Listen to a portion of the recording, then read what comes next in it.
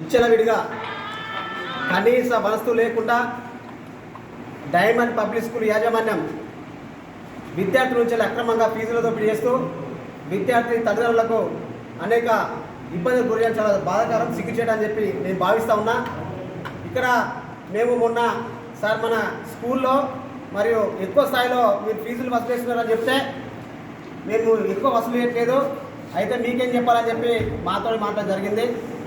మమ్మల్ని ఎవరేం చేయలేరు, స్థానిక ఎమ్మెల్యే కావచ్చు, స్థానిక విద్యాశాఖ అధికారులు కూడా మమ్మల్ని ఎవరేం చేయలేరు, మా వెనుకాల బాగా బ్యాక్గ్రౌండ్ సపోర్ట్ ఉందని చెప్పి మాట్లాడడం సరైనది కాదని చెప్పి సందర్భంగా తెలియస్తున్నా.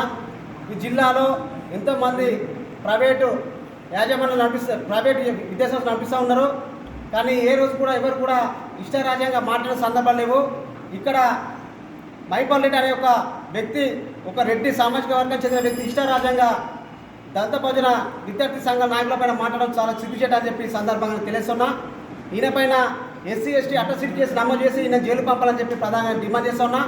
ఎందుకంటే నిత్యం విద్యారంగ సమస్యలపైన విద్యార్థుల పక్షాన ఎస్సీ ఎస్టీ బీసీ మైనారిటీ మరి పేద అగ్రవర్ణ ప్రజల కోసం విద్యార్థుల కోసం నిరంతరం పోరాడుతున్న విద్యార్థి నాయకులపైన అనుచిత వ్యాఖ్యలు చేయడం చాలా సిగ్గుచేటుగా భావిస్తున్నానని చెప్పి సందర్భంగా తెలుస్తున్నాం.